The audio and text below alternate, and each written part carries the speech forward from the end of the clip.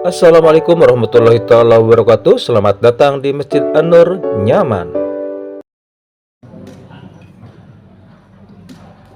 Bismillahirrahmanirrahim. Assalamualaikum warahmatullahi wabarakatuh.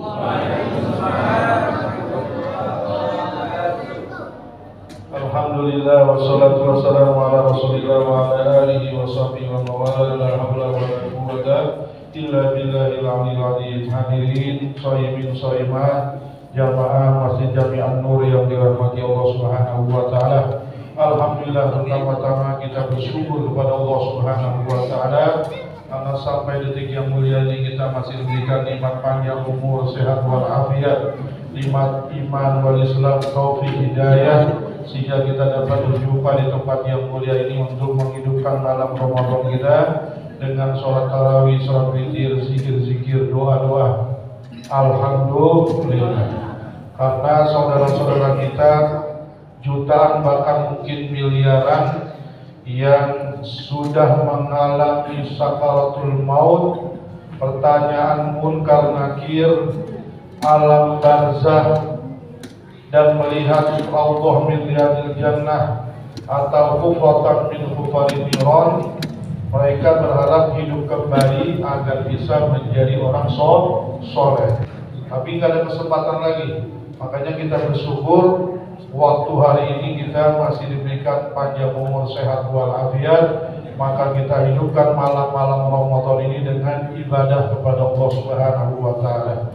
Seandainya mereka ingin hidup sehari lagi saja di dunia, mereka nggak mau jabatan, nggak mau punya rumah yang mungkin mewah, mobil mewah, motor baru, harta banyak. Yang hanya mereka lawi laula akhartani la ajalin qarib fa as-sadaqu wa akun minas sholihin. Nah, kita sekarang ada waktu, ada kesempatan, kita gunakan waktu-waktu kita untuk ibadah kepada Allah Subhanahu wa taala. Yang kedua, salawat dan salam dicurahkan kepada Nabi kita Muhammad SAW dan keluarganya, sahabatnya, dan kita semua umat yang mudah-mudahan kelak di yaumil akhir kita bersama Rasulullah SAW sebagaimana doa kamilin wa tahta liwa'i sayyidina Muhammadin SAW yaumal qiyamati sa'irin. Itu kita berada di bawah bendera Rasulullah SAW. Hadirin, gak banyak yang saya sampaikan. Yang pertama, kita ini sudah hampir habis malam 1 sampai malam 10. Sekarang malam berapa? 9. Malam 10 kan? Ya pokoknya ada yang 9, ada yang 10. Muhammadiyah sekian, kita nih yang ikut pemerintah sekian. Pokoknya kita udah melewati 10 malam pertama. Itu adalah rahmat Allah Subhanahu wa ta'ala. Mudah-mudahan kita semua mendapat rahmat Allah Subhanahu wa ta'ala. Kalau kita sudah dapat rahmat, beres urusan dunia akhirat kita, gak usah khawatir. Jadi saya bicara tentang satu tema saja, itu rahmat. Apa ini rahmat? Di dalam kitab Hikayah Al-Yamaniyah itu ada orang yang sangat terkenal. Kalau disebut namanya Tatanazzalur Rohama, turun rahmat. Namanya mungkin kita pernah dengar, Abdullah bin Mubarak. Jadi kalau nama Abdullah bin Mubarak diturun, disebut itu turun rahmat dari Allah Subhanahu wa ta'ala. Kenapa?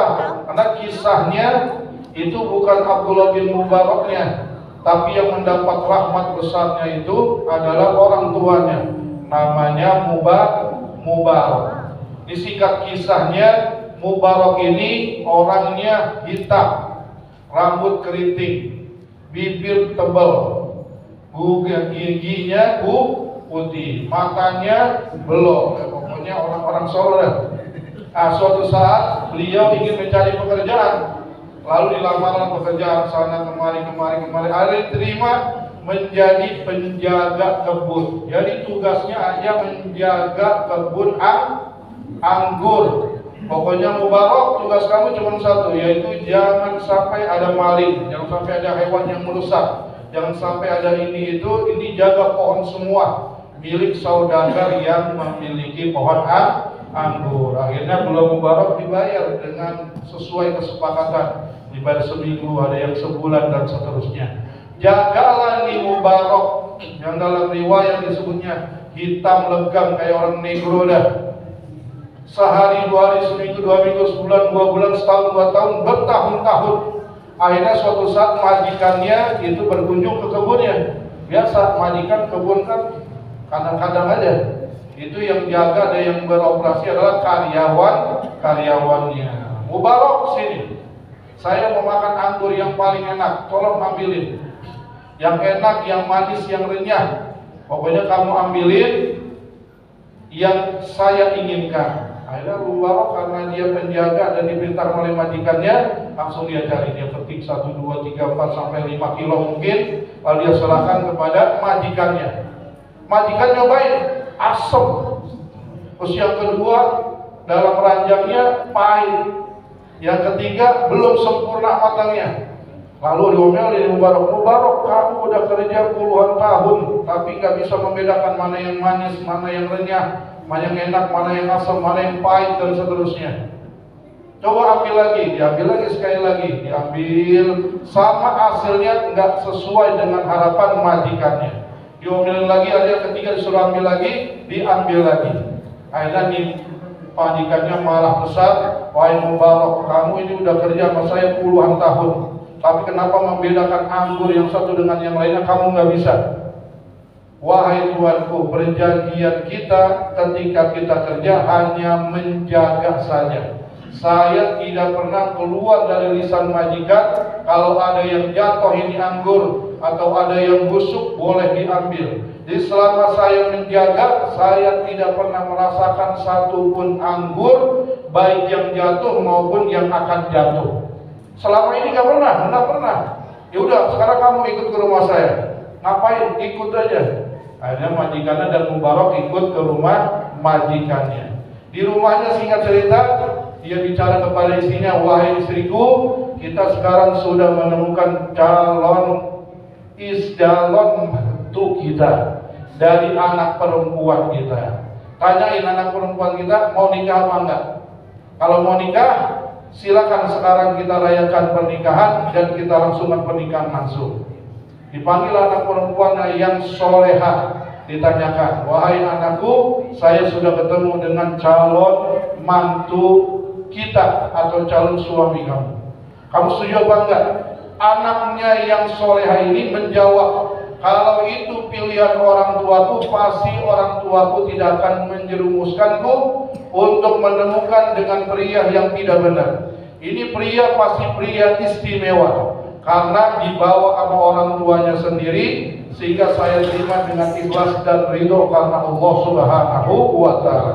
Tanpa melihat itu Mubarak, ini anaknya majikan, cantiknya luar biasa. Pokoknya kalau orang tuanya udah nyuruh nikah dengan apa yang dia bawa, udah sami'na wa ata'na. Ini orang dulu.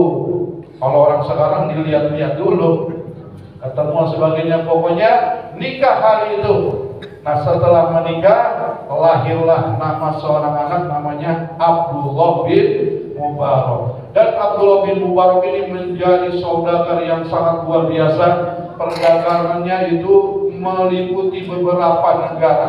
Setiap negara yang dia singgahi, dia temuin ulama, dia bilang kepada ulama tersebut, engkau ngajar aja di sini, semua kebutuhanmu saya yang penuhi. Berapa kebutuhanmu setiap bulan? 20 juta, kita bayar 20 juta. Itu namanya Abdullah bin Mubarak. Jadi konglomerat.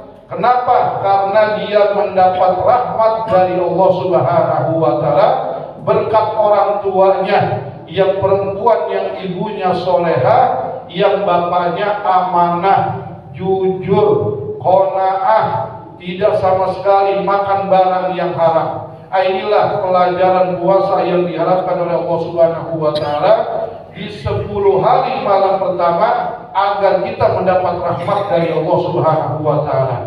Kita bisa aja makan di dalam kamar, ngopi di dalam kamar, mau apa tuh namanya, ngudut di dalam kamar, makan padang, mesen tunjang, es teh manis, kopi pahit, sama samsu, makan. kunci di kamar, kita makan. Udah bulan gak keluar rumah ke masjid, lemes banget bang, iri gue lagi puasa. Padahal habis makan padang. Karena puasa ini adalah puasa atau ibadah rahasia antara dirinya dengan Allah Subhanahu wa Ta'ala. Jadi yang halal saja kita tunda, jangan kita makan sebelum waktunya. Jadi kalau udah beduk Allahu Akbar, itu yang punya kita semua baru halal. Inilah pelajaran dari Mubarak yang melahirkan anak menjadi Abdullah bin Mubarak karena dia mendapat rahmat dari Allah Subhanahu wa Ta'ala. Bukan hanya setahun 2 tahun, beberapa tahun dia nggak pernah memakan barang yang haram, barang setetes, barang sedikit. Dia amanah, dia jujur, dia luar biasa, qanaah dan menjaga kepercayaannya dan sesuai dengan apa yang dalam perjanjian. Lahirlah dan keluarga ini menjadi keluarga yang mendapat rahmat dari Allah Subhanahu wa Ta'ala. Puasa hadirin, kenapa di awal-awal ini Allah turunkan rahmat kepada kita agar kita mencontoh daripada sebagian apa yang dilakukan oleh Abdullah bin Mubarak dan keluarganya. Kita belajar jujur, kita belajar amanah, kita belajar bersyukur kepada Allah Subhanahu wa Ta'ala, kita belajar qanaah menerima apa yang telah ditetapkan oleh Allah Subhanahu wa Ta'ala. Mudah-mudahan kalau rahmat ini kita dapat, nanti setelahnya kita dapat ampunan dan yang puncaknya adalah kita dibebaskan dari api nerakanya Allah Subhanahu wa Ta'ala. Sekarang orang pintar banyak, tapi orang jujur dan amanah jarang. Mudah-mudahan dengan puasa ini kita di semua yang ada di tempat ini dan keluarga kita menjadi orang yang amanah, yang jujur, yang qanaah, yang bisa memakan apa yang halal bagi kita saja dan kita meninggalkan apa yang haram dan apalagi yang syubhat. Karena kalau kita mendapat rahmat dari Allah seperti keluarga Mubarak akan diberikan rahmat yang besar, bukan hanya di dunia, bukan hanya nanti di akhirat, tapi di dunia sudah dirasakan. Bahkan namanya disebut terus di dalam kitab-kitab klasik. Sampai kapan? Sampai hari ini, sampai hari kiamat mungkin disebutkan namanya dulu. Itu sebenarnya namanya orang yang mendapat rahmat dari Allah Subhanahu wa Ta'ala. Mungkin kita nggak sekelas Abdullah bin Mubarak dan keluarganya, tapi mudah-mudahan kita dapat curahan rahmat dan keberkahan dari bulan suci Ramadan ini agar kita, keluarga kita dan anak keturunan kita itu mendapat rahmat dari perilaku kita. Jadi kita di sekarang ini ada di tempat ini mungkin karena percikan rahmat kakek kita, orang tua kita, sehingga kita malam ini ada di masjid. Karena malam ini ada juga orang yang ada di Empang, ada yang di flyover, ada yang di pasar keliaran-keliaran, ada sholat kagak puasa.